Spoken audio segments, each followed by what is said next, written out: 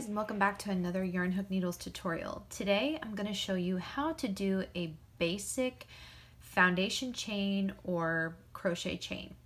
So one of the things that I like to do is I really prefer a boy yarn hook. There are other types of hooks that you can use. You can use ones like this that have these little rubber grips. And then there are full-on plastic hooks that have a little bit different of a feel than the aluminum hooks. And then of course you have your more, let me see if I can find one. Like this is a little bit ergonomic with the shape, stuff like that. And there are wooden hooks. And let's see, I'm trying to find one that has, this is another one that has a wooden handle. I do like these. These would definitely be my go-to before this one. With these, I tend to get a callus right here on my hand. So I don't use these quite often. But these are definitely, so this is Susan Bates. And then this is just your standard boy hook that you can find at Walmart, Joann, Michaels, Hobby Lobby, all that good stuff. This is honestly the one that I will gravitate towards the most. So a couple things about the crochet hook first. As you can see, if you look, do you see how it kind of tapers just a bit in this spot? And then if we turn the hook like this, we can see that we've got our size, which is an I9 or a 5.5 millimeter hook. And then of course you have the boy thing there. So whenever I'm first teaching somebody how to go about crocheting, a couple of things that I like to say is this kind of is an indicator of where your thumb needs to go. Now this is if you hold it in knife position, which is my go-to position, or if you hold it in pencil position. Both positions, as you can see, maintain your thumb in that same space. So whether it's like this or whether it's like this, that right there is kind of where you know that's where my thumb needs to be. If you're holding here or if you're holding way back here, you're not in the right spot. Let your thumb rest on that flat space right there.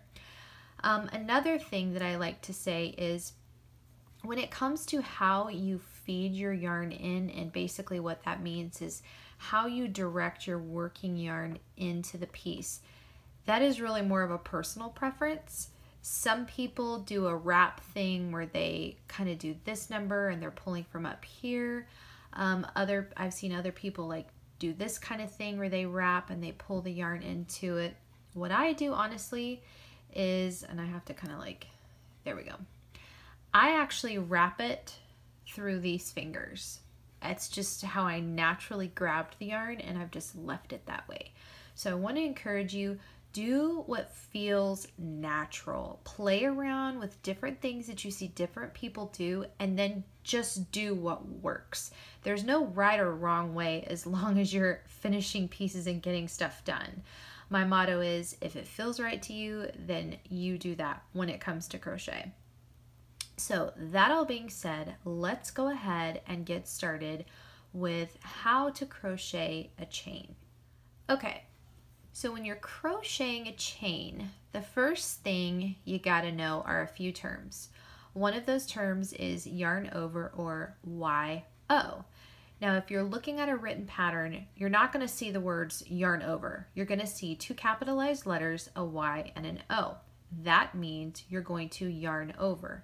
And a yarn over is simply this. You take your yarn, you wrap it over the hook, and you've completed a yarn over.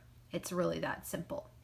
So to do a chain, it's just a simple yarn over pull through method. I'm trying to think of like the words. It's just a simple yarn over and pull through.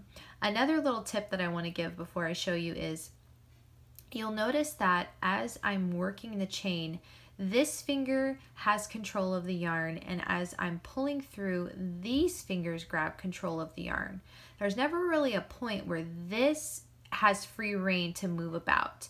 And one of the reasons for this is if you're trying to crochet something, for instance, your foundation chain, and this is just able to flop about, you're going to run into different issues. Number one being tension. You're going to have loops that are big, loops that are small, loops that are really tight, loops that are really loose, and that's definitely not what you want when you're trying to accurately make a pattern that you found, or if you're even designing on your own. You want there to be consistency within the stitches.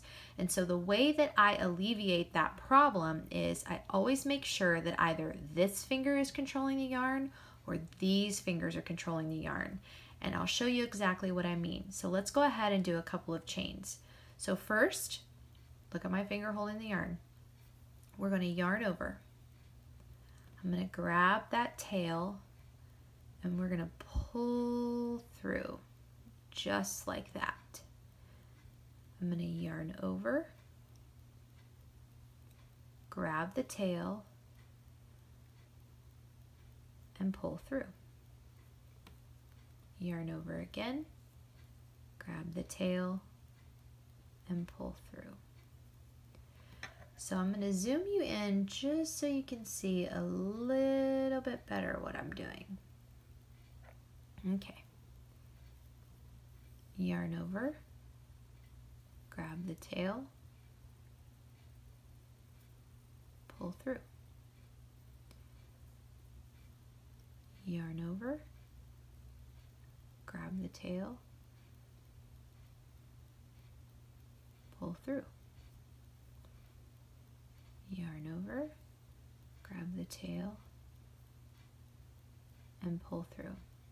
Another thing you'll notice is right now my hook is facing towards me, but when I get ready to yarn over, what do? I rotate the hook so that that yarn is secure, and then I pull it through and turn it back.